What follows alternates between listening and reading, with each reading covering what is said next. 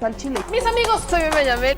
Bienvenidos a su chile favorito. Aquí las noticias o te enchilan o te dejan picar. Se organiza una expedición desde la ya vencida Tenochtitlán para castigar al desleal, pero cuando llegó a Honduras, de Olit ya había sido asesinado por otros españoles.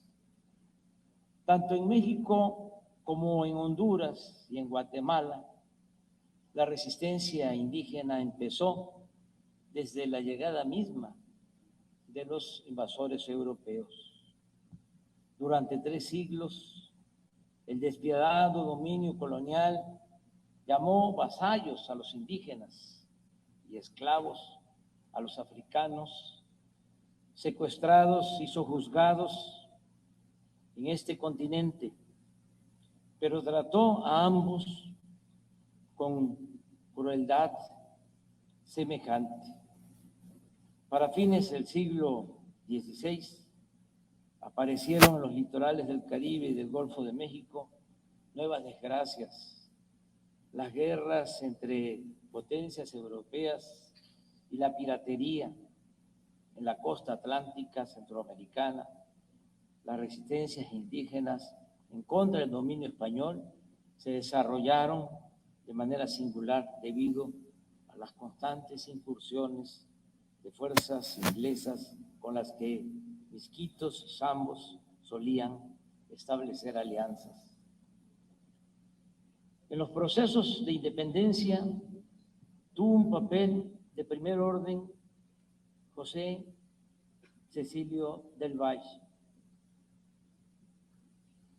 un hondureño resuelto impulsor del principio de autodeterminación, quien fue diputado en el primer Congreso del México Independiente. Fue nombrado en ese Congreso vicepresidente. Desde allí se esforzó en demostrar la ilegitimidad de la anexión de Centroamérica al Imperio Mexicano. Decía, la unión con México es nula, porque la voluntad general de los pueblos es la que debe determinarlo. Y esta voluntad solo puede expresarse por un Congreso formado de diputados elegidos por los mismos pueblos. En efecto, la anexión había sido decidida por una pequeña élite, una camarilla de oligarcas, sin consultar a las sociedades. Agustín Iturbide lo hizo encarcelar porque pensó que el prócer hondureño conspiraba contra él.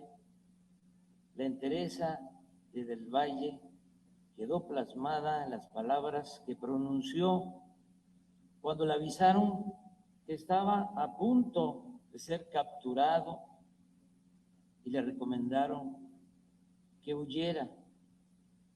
Cito textualmente lo que dijo: que huyan quienes son reos ante la ley, los que han cometido delitos y son positivamente criminales. Yo no conozco el crimen, yo soy hombre de bien y respeto la virtud. El 27 de agosto de 1822 y el 28 de febrero del año siguiente, José Cecilio del Valle permaneció detenido en el convento de Santo Domingo, en la capital de nuestro país, donde se dedicó al estudio. Sorpresivamente, en la segunda de estas fechas, Agustín de Iturbide lo liberó y lo obligó a aceptar el nombramiento como ministro de Relaciones Exteriores. Para entonces, el efímero imperio de Iturbide estaba en sus últimos momentos. No podría, desde luego, dejar de mencionar a otros ilustres próceres de esta hermana nación de Honduras. El general Francisco Morazán,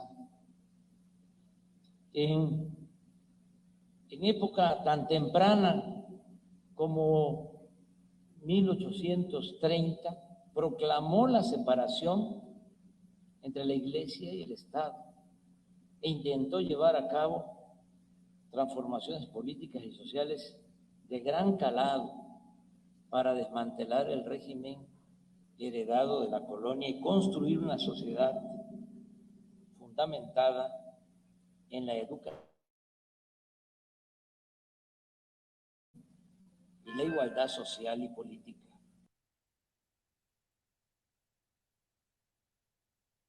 Acorde con el ideario liberal. Pero las condiciones en la recién formada República Federal de Centroamérica no daban para tanto. El prócer se adelantó a su tiempo y el noble y meritorio empeño de Morazán por hacer realidad los principios de la libertad, la igualdad y la fraternidad se disolvió conforme el propio país se desmoronaba para dar paso a 5 repúblicas independientes. El resto del siglo XIX se asemeja en nuestras naciones porque transcurrió en guerras civiles entre centralistas y federalistas, o entre liberales y conservadores, y entre múltiples intervenciones extranjeras, fuera de Estados Unidos o de otras potencias europeas. Y como no debo extenderme en estas evocaciones históricas, paso por encima del siglo XX para centrarme en la actualidad. Como señalé al principio, los gobiernos de Honduras y de México comparten hoy visiones y propuestas para dejar atrás la larga noche del neoliberalismo, un periodo caracterizado por la dependencia, el autoritarismo, la impunidad, la desigualdad, la corrupción y la descomposición social. Presidenta Castro, compañera Xiomara, los pueblos de México y Honduras se han manifestado por el ejercicio pleno de la soberanía, la honestidad en el gobierno y el imperio de la justicia, especialmente para los más marginados, las mujeres.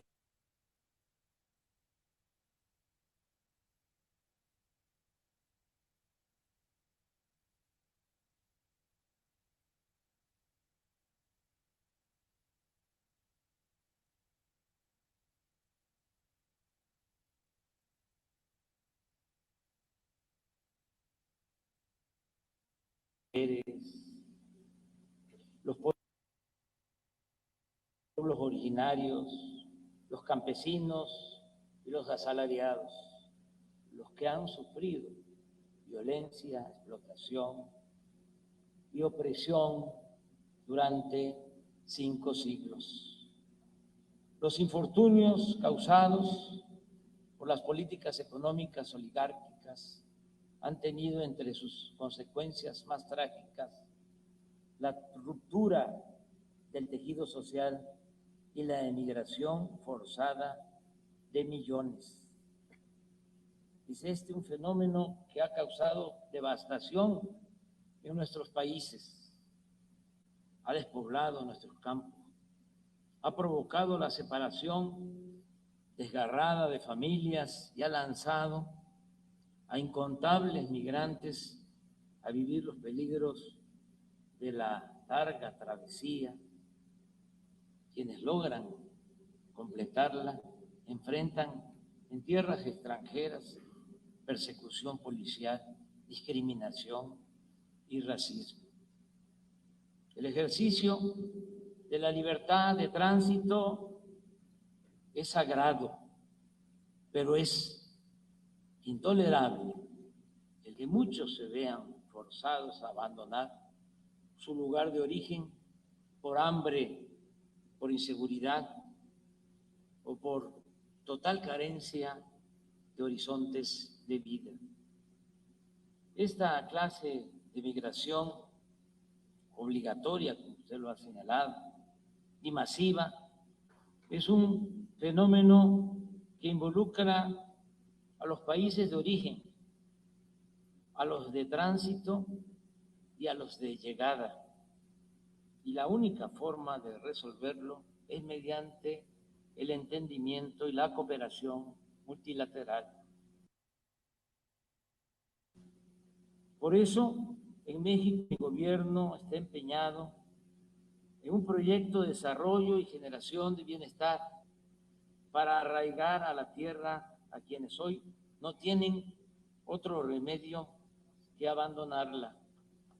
Pero además, de punto de partida, somos territorio de tránsito y estamos conscientes del sufrimiento y el riesgo que ese tránsito representa para muchos hermanos hondureños, guatemaltecos, salvadoreños y para todos los ciudadanos de otros países. Por eso hemos venido insistiendo en la pertinencia de aplicar en Centroamérica programas sociales como los que nosotros hemos estado aplicando desde hace 3 años con buenos resultados en nuestro país. Para ello, no basta la voluntad de los latinoamericanos.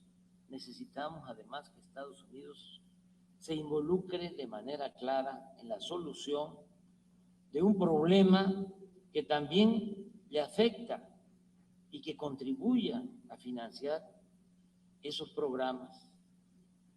En El Salvador ya se están aplicando 2, Sembrando Vida y Jóvenes Construyendo el Futuro, y acabamos de suscribir el acuerdo aquí en Honduras para lo mismo, para que se apliquen estos 2 programas.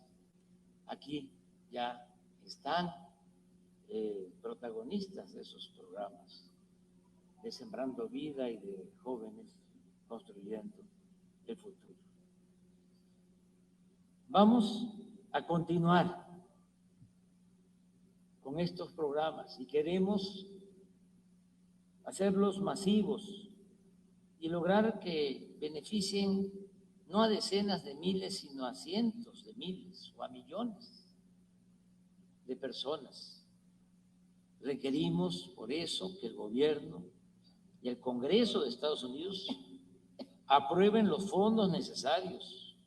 Hablamos de unos 4,000 millones de dólares, que fue lo que el presidente Biden ofreció aportar para el desarrollo en el sureste de México, en Guatemala, en Honduras y en El Salvador. Este es un asunto en el que mantenemos una atención constante. El 29 de abril tuve una conversación con el presidente Biden y en ella volvimos a revisar la cooperación bilateral para el desarrollo de Centroamérica, en especial de Honduras.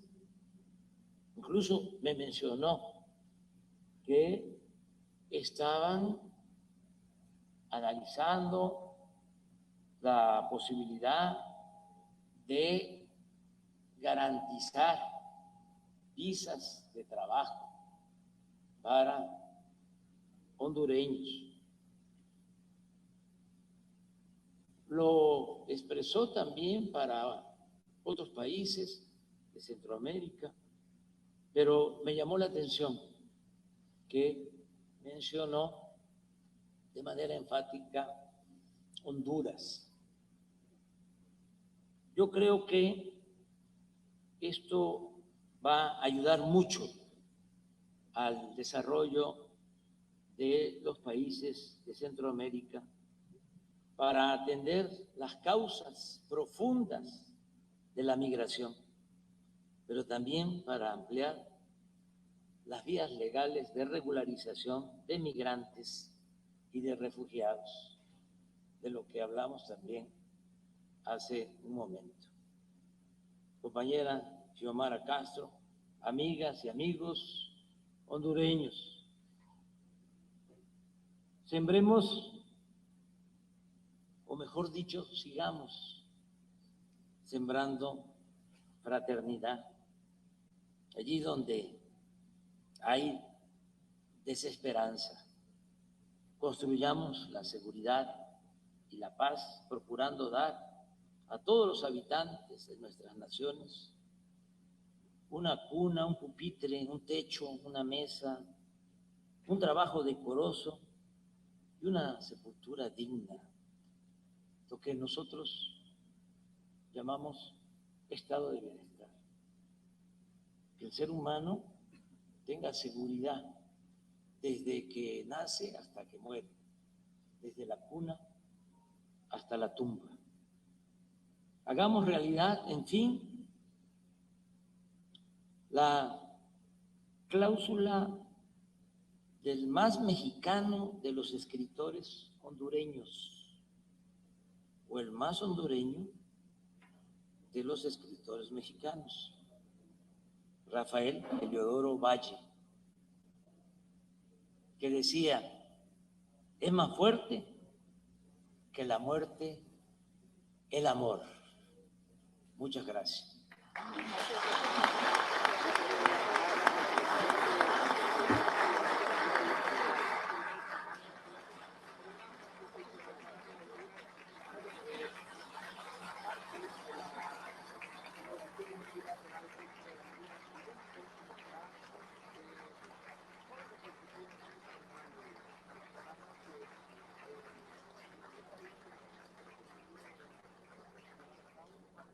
Muchas gracias.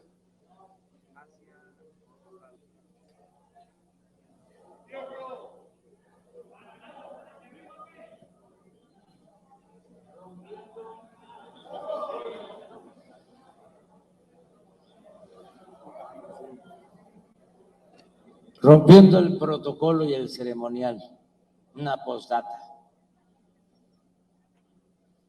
Apoyamos la iniciativa de reforma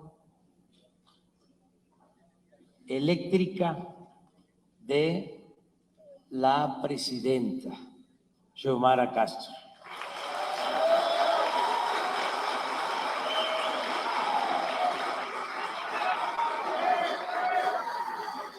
En beneficio del pueblo de Honduras,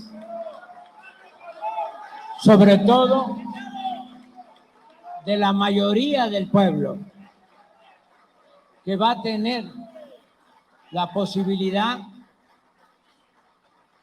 de contar con energía eléctrica barata, precios justos de energía eléctrica para el pueblo de Honduras. Felicidades.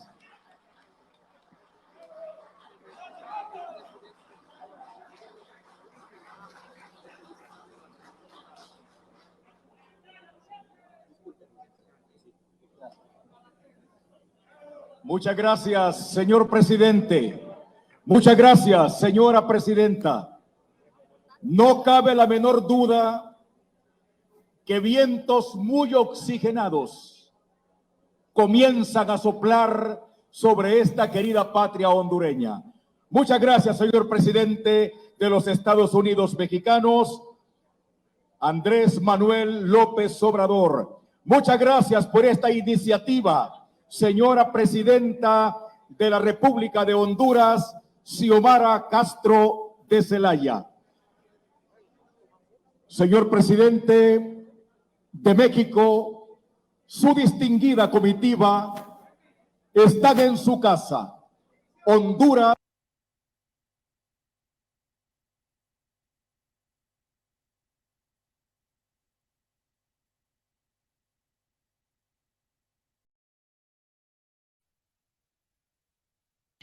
Mi gente bonita, ¿cómo están? Ya llegamos, ya estamos aquí, pudimos escuchar, vaya, todo el discurso prácticamente del presidente López Obrador, un discurso en donde cierra el presidente hablando sobre la iniciativa de reforma eléctrica propuesta por la presidenta de Honduras, Xiomara Castro, muy parecida, déjenme decirle, a la propuesta de reforma eléctrica presentada por el presidente López Obrador. Quiero regresarle un poquito a este video, a esta transmisión en vivo, particularmente al fragmento en donde es la presidenta de Honduras la que habla. ¿Por qué? Durante su discurso, la presidenta de Honduras hizo mención de algo muy importante que aquí en México decimos mucho y es un honor estar con Obrador. Vaya, vamos por partes, mi gente, porque está interesante esto.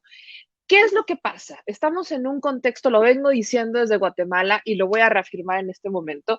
El presidente López Obrador en México está tomando una postura completamente de liderazgo en la región. Punto. Con la gira se comprueba, discurso a discurso, en región se va comprobando la postura de México. Hay claros oscuros dentro de la región, porque evidentemente hablamos de transiciones y hablamos de gobiernos distintos. El gobierno de Xiomara Castro, por ejemplo, hablando del caso de Honduras, es un gobierno que está entrando y que viene entrando con varios problemas. Partamos por hablar de su expresidente.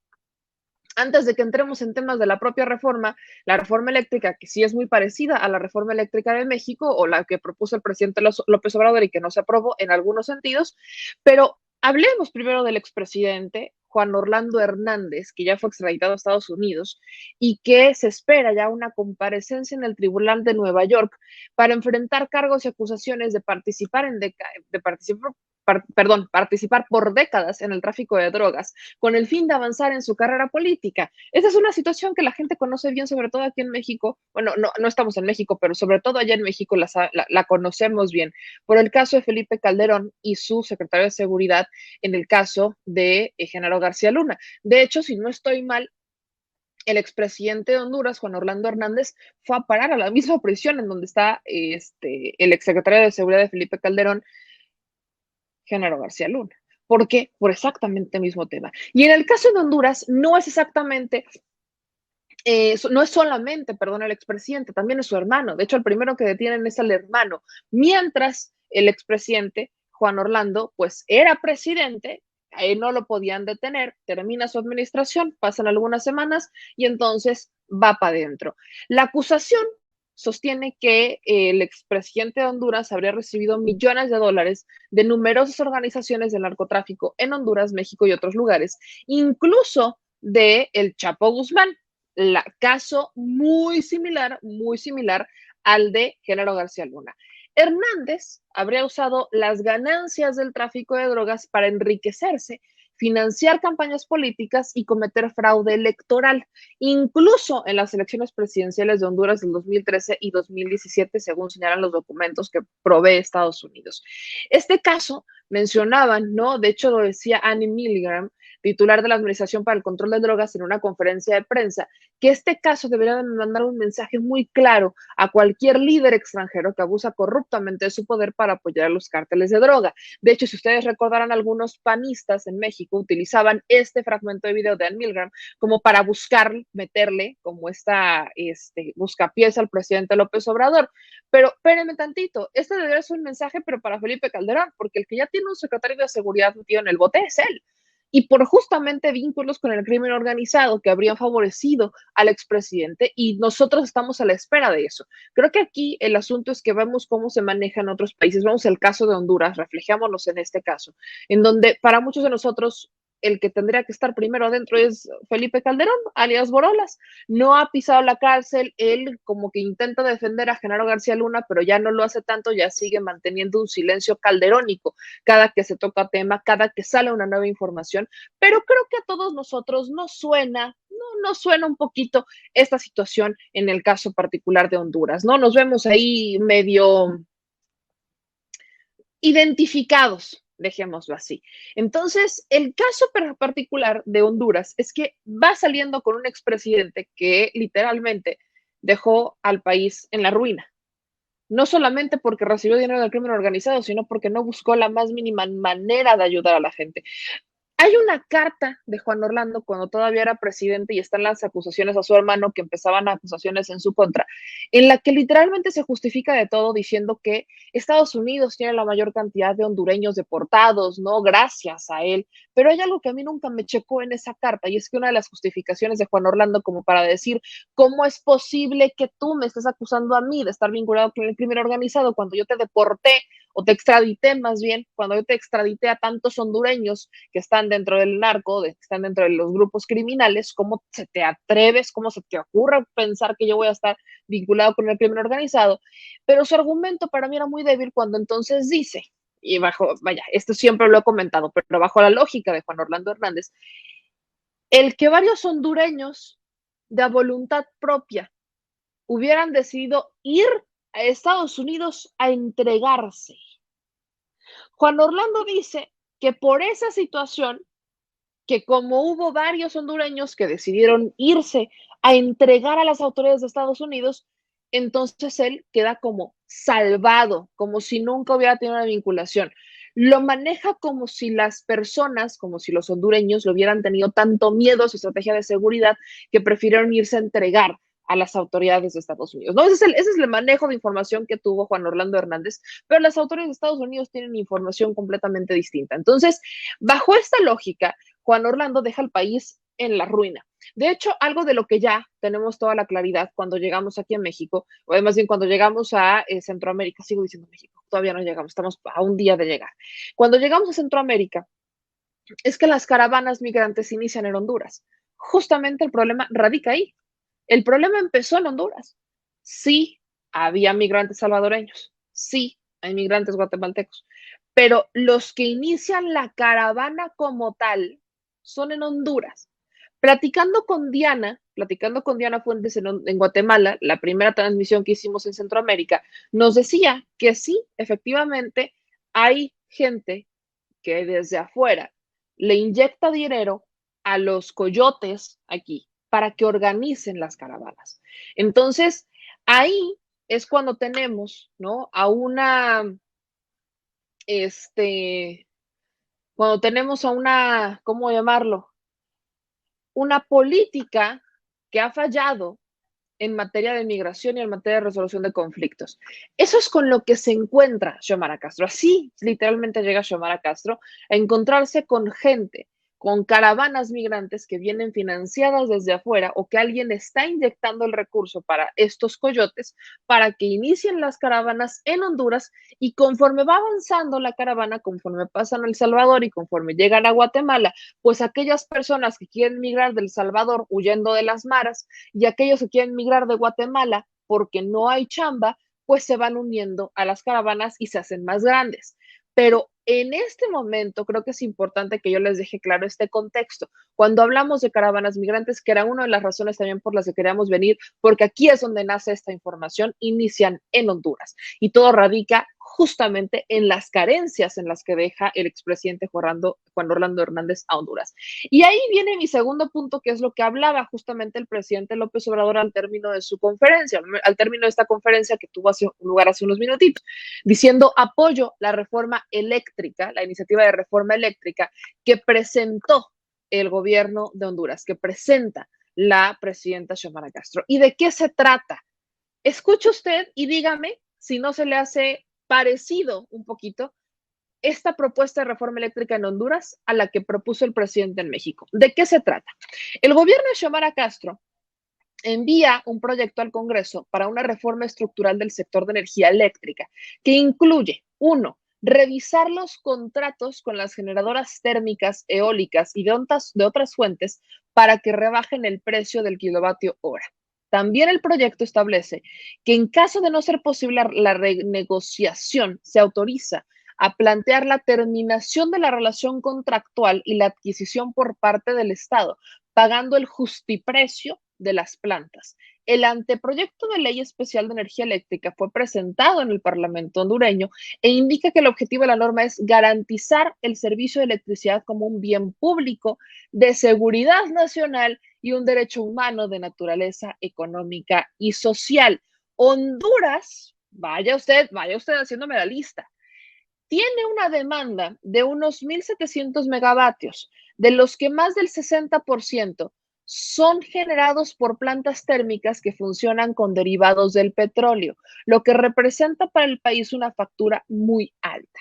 Una veintena de generadores privadas suplen el 60% de esta demanda. Según los expertos, los gobiernos anteriores negociaron con las generadoras contratos leoninos por los altos precios en los que fijaron el kilowatt hora, muy por encima de los precios de los demás países de Centroamérica.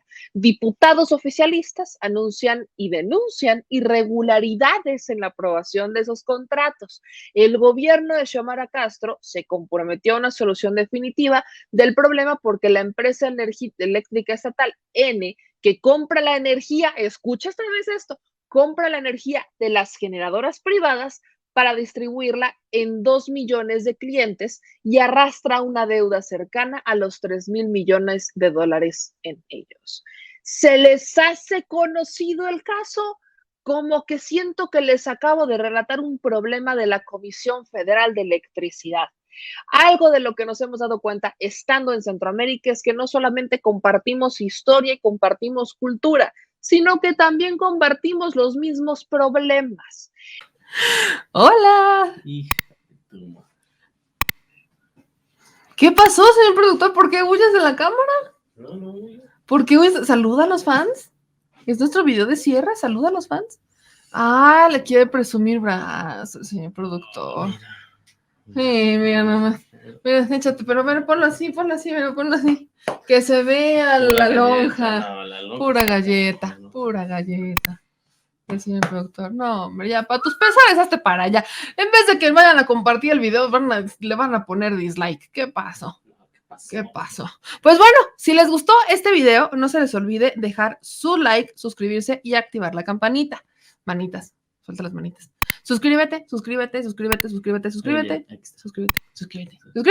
Y si te gustó el video, suscríbete y compártelo, porque hay que descifrizar a la nación, ¿verdad? Al chile.